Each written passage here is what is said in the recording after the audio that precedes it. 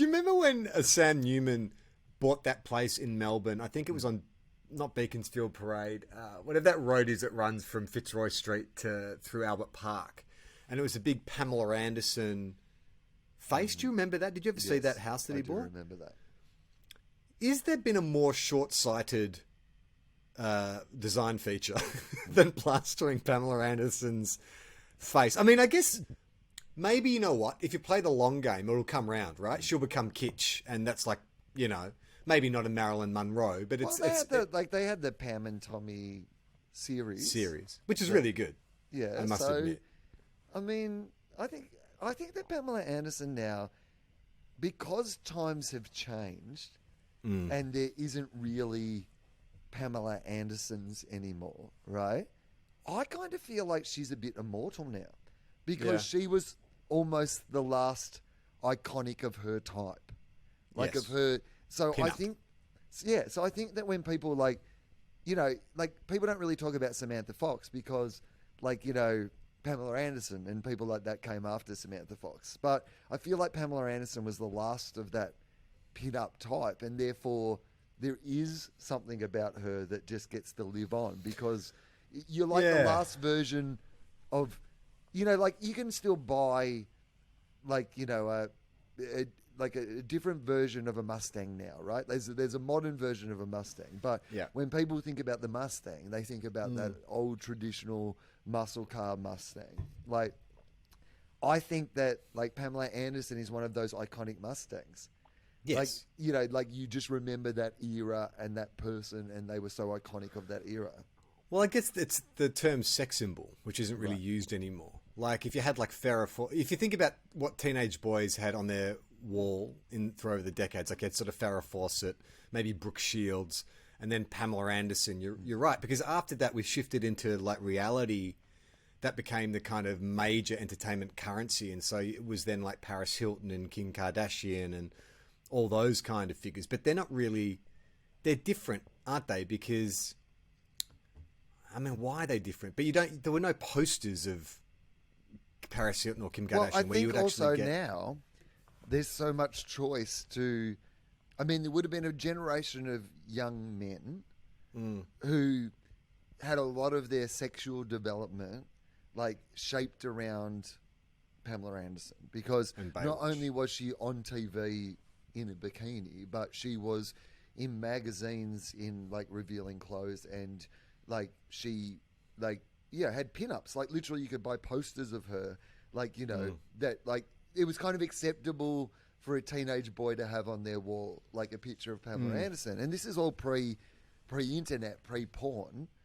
So there was this ubiquity, like in the same way as like 70 million people had watched an episode of MASH, because there wasn't streaming services and all these other things to watch. There was this idea that a whole generation of men had aspects of their sexuality framed around this one person, rather than in this day and age where that one person is probably 1,000 different people, and they're not Pamela Anderson. They're probably like Riley Reid or like some, I don't even know who like a popular porn star's name is to be able to name them. But like now, if you're a teenage boy, you could like have an iconic porn star that you follow on like, you know, line rather than it being Pamela, who was just like a sexy actress. She wasn't like a porn star.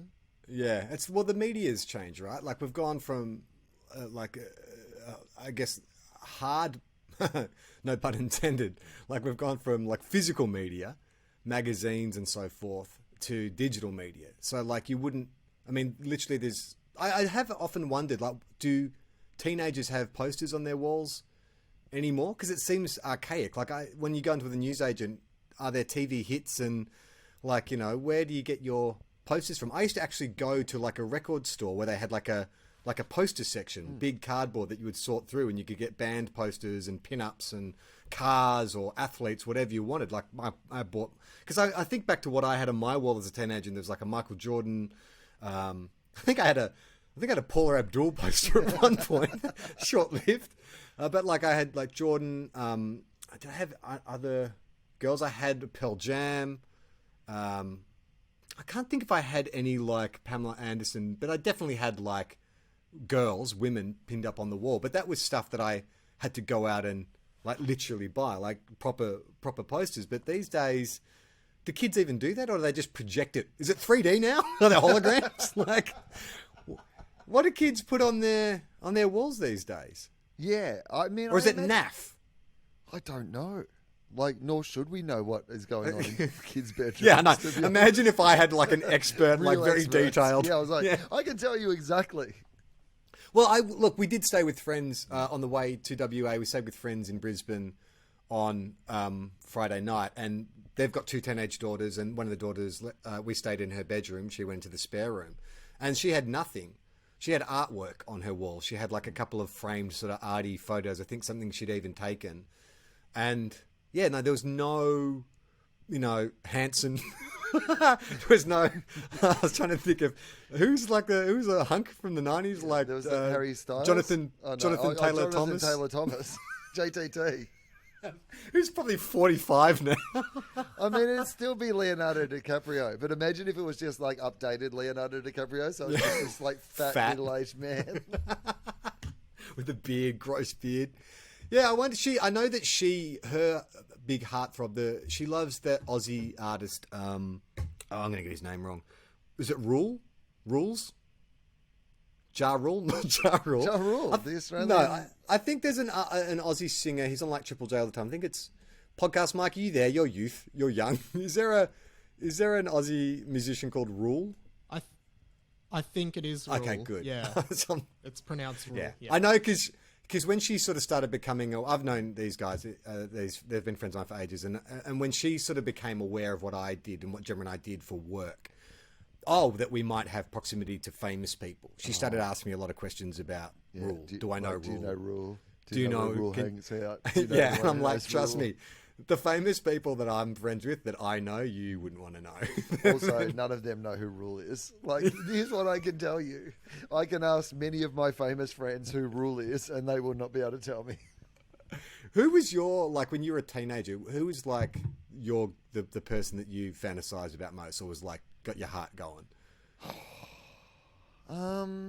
It's hard to remember, but I think it was Winona Ryder, weirdly enough. Oh yeah. So I still what do they call the manic pixie dream girl? Yeah. I mean, look, considering like how the pattern of the rest of my life has always turned out, I guess that probably makes a lot of sense. Turns out I was the same person at 15 as I am at fucking 48. So there you go.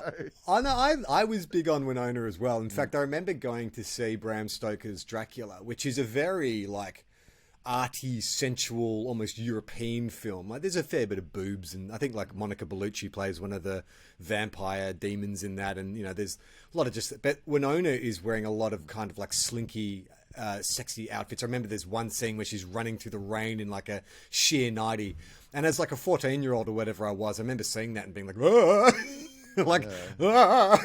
And I went to more like dick strokers, but Dracula.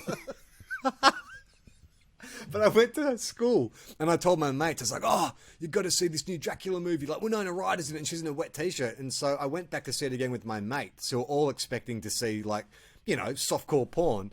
They weren't prepared for a fairly cerebral, erotica in a version of Bram Stoker's Dracula. And they were so mad at me. They were like, "You could barely see anything. You couldn't see anything." My dick wasn't hard for hardly any of the movie. It was just confused most of the time. Yeah, I think Winona You confused Ryder my dick. for sure. Like, I think this might have been even first year uni. Like, but I remember that first time I saw Reality Bites, and there's that scene of her, like, walking down that corridor in that sort of see-through top, and like, it's like still iconically in my mind. It's like, and I remember early on where. I think part of the reason that I was like, I might like go into show business was there was just part of me that like had heard that Winona Ryder like dating people who were in show business. Like, if you're in a band or whatever, you're a chance to like date Winona Ryder. And I was like, well, if only because I would look at like Adam Duritz or whatever from the Counting Crows and go, he's not a good-looking cat. Like, he's just good at... So, obviously, she's more, like, into what they do than what they look for. So, I thought, well, that's achievable. Maybe I could do something. And then Winona Ryder would, like, it would catch her attention. And, like... And like, all I'm saying is, not too late. Still could happen. To see the full video, join our Patreon. Patreon.com/Tofop.